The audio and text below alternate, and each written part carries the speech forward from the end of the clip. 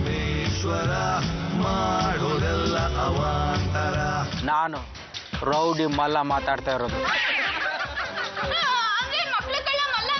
ಹೌದು, ನನ್ನ ಬಗ್ಗೆ ಚೆನ್ನಾಗಿ ತಿಳ್ಕೊಂಡಿದ್ಯಾ? ಆ ಮ್ಯಾಟ್ರು ನಂದೆ. ಒಂದು ಮಗುನ ಕಿಡ್ನಾಪ್ ಮಾಡಿದೆ. ನಿಮ್ಮ ಅಮ್ಮನ ಹೆಸರೇನು ಅಂತ ಕೇಳಿದೆ, ಚಿನ್ನಮ್ಮ ಅಂದ್ಲು. ಫೋನ್ ನಂಬರ್ ಕೇಳಿದೆ, ಕೊಟ್ಲು, ಮಾಡಿದೆ. ಆ ಚಿನ್ನಮ್ಮ, ನನಗೆ ಚಿನ್ನ ಬೇಡ, ದುಡ್ಡು ಸಾಕು, ಹೆಚ್ಚಿಗೆ ಬೇಡ. ಚಿಕ್ಕ ಮಗು ಮಾರಿದ್ರೆ 5 ಲಕ್ಷಕ್ಕೆ ಹೋಗುತ್ತೆ.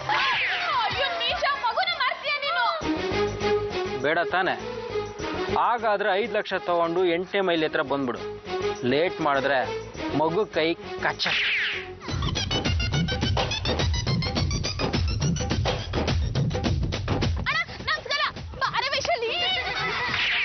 ಡೂಪ್ಲಿಕೇಟ್ ನೋಟ್ ಕಣೋ, ಸಿನಿಮಾದಲ್ಲಿ ಬಳಸ್ತಾರ ಅದು. ಏನೋ ನಮ್ಗೆ ಚಿನ್ ಕಟ್ಟ ನೋಡ್ತಾ ಇದ್ದೀರಾ? ಡೂಪ್ಲಿಕೇಟ್ ನೋಟ್ ಅಂತ ನಿಮ್ಮನೆಗೂ ನಮಗೆ ಗೊತ್ತಿರ್ಲಿಲ್ಲ ಅಣ್ಣ. ಅಡ್ಡಾಗಿ ಎತ್ತಾಕೊಂಡೋಗಿ ಇಬ್ರಿಗೂ ಡ್ಯಾನ್ಸ್ ಮಾಡಿಸಿದ್ರೆ ಎಲ್ಲ ಗೊತ್ತಾಗುತ್ತೆ. ಚಿನ್ನದ ಸರ ಒಂದಿದೆ, ಡೂಪ್ಲಿಕೇಟು.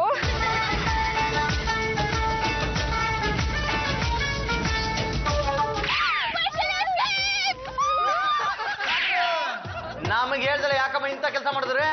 ಈ ವಿಷಯನ ನಾವೇ ಸೆಟ್ಲ್ ಮಾಡೋಣ ಅಂತ ಹೋಗಿದ್ವಿ. ಇರೋದು ಒಂದೊಂದು ಸರನ ಕಳ್ಕೊಂಡಿದ್ದೀರಾ. ಇನ್ನು ಮುಂದೆ ಸಾಲ ಮಾಡಿ ನಾವು ಸರ ಕೊಡ್ಸಕ್ಕಾಗಲ್ಲ. ಇರೋ ಮಾಂಗಲ್ಯ ಸರನ ಭದ್ರವಾಗಿ ಇಟ್ಕೊಳ್ಳಿ. ಹಾಗಂದ್ರೆ ಹೇಗ್ರಿ? ಕೊಡ್ಸಿದ್ನ ಕಳ್ಕೊಂಡಿದಿರಲ್ಲ ಮೇಡಮ್ನವ್ರೆ.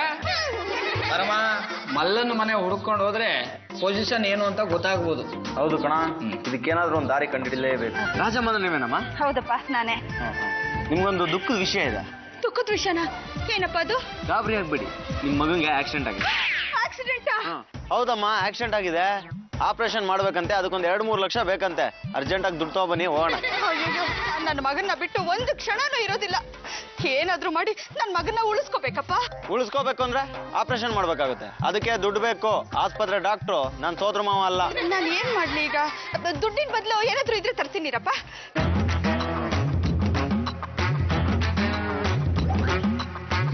ನೋಡಪ್ಪ, ಇದು ನಿನ್ನೆ ಮೊನ್ನೆ ಕದ್ದು ಸರಗಳು, ಚಿನ್ನದ್ದು.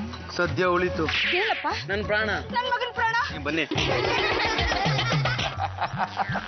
ನೀನು ಮಕ್ಕಳನ್ನ ಕದೀತೀಯ, ಮಕ್ಕಳ ತಾಯಿನ ನಾನು ಕದೀತೀನಿ. ಅಂದ್ರೆ ನಿನ್ನ ತಾಯಿ ಹೆಸರು ರಾಜಮ್ಮ ತಾನೆ? ಹೌದು.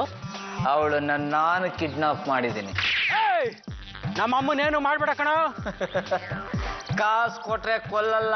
BBMP ಅವರು ಬೀದಿ ನಾಯಿ ಬಿಟ್ಟಾಗೆ ನಾನು ನಿನ್ನ ತಾಯಿ ಬಿಟ್ಬಿಡ್ತೀನಿ. ಹುಚ್ಚೋ ಬಾಯಿ, ನಮ್ಮಮ್ಮ ಮನೇಲೇ ಇದ್ದಾಳೆ. ಸುಳ್ಳು ಹೇಳ್ತಾ ಇದೆಯಾ ನೀನು? ನನ್ನನ್ನೇನೋ ಅನ್ಕೊಂಡಿದೀಯಾ? ನಿನ್ನ ತಾಯಿ ಹತ್ರನೇ ಮಾತಾಡೋ. ಮಗನೇ, ಇವ್ರು ಯಾರು ಅಂತ ಗೊತ್ತಿಲ್ಲಪ್ಪ. ಯಾವ್ದೋ ಮನೆ ಕರ್ಕೊಂಡು ಬಂದು ಕೂಡಾಕ್ಬಿಟ್ಟಿದ್ದಾರೆ. ನಿನ್ನ ತಾಯಿ ನಿನಗ್ ಬೇಕು ಅಂದ್ರೆ ನನಗೆ 10 ಲಕ್ಷ ರೂಪಾಯಿ ಕೊಡಬೇಕು. ಬೇಡ ಬೇಡ, ನಮ್ಮ ತಾಯಿಗೇನು ಮಾಡಬೇಡ. ಅವೆಲ್ಲ ನನಗೆ ಗೊತ್ತಿಲ್ಲ. 2 ದಿನ ಟೈಮು, 10 ಲಕ್ಷ ರೂಪಾಯಿ. ಏನ 101 ಮಕ್ಕಳನ್ನ ಕದೀತಿ ಅನ್ನೋ ವಿಷಯ ಪೇಪರಿಂದ ನನ್ಗೆ ಗೊತ್ತಾಯ್ತು. ಅಲ್ಲ, ಪೊಲೀಸ್ನವ್ರು ಬರ್ತಾರೆ ಅಂತ ಫೋನಲ್ಲಿ ಹೇಳಲೇ ಇಲ್ಲ. ಮುಳ್ಳನ್ನ ಮುಳ್ಳಿಂದಾನೆ ತೆಗಿಬೇಕು. ಯಾಕೆ ಗಾಬರಿ ಆಯ್ತಾ? ಅಲ್ಲ, ಮನೆಗೆ ಬಾ ಅಂತೇಳಿ ಹೀಗ ಮಾಡೋದು. ಸರ್, ಇವನು ತಪ್ಪು ಒಪ್ಕೊಂಡಿದ್ದಾನೆ. ಇನ್ಮೇಲೆ ಆ ಥರ ಮಾಡೋದಿಲ್ಲ ಅಂತಾನು ಹೇಳಿದ್ದಾನೆ. ದಯವಿಟ್ಟು ಬಿಟ್ಬಿಡಿ. ಹೇಗ್ರಿ ಬಿಡಕ್ ಸಾಧ್ಯ? 101 ಮಕ್ಕಳನ್ನ ಕದಿತೀನಿ ಅಂತ ಹೇಳಿದಾನೆ.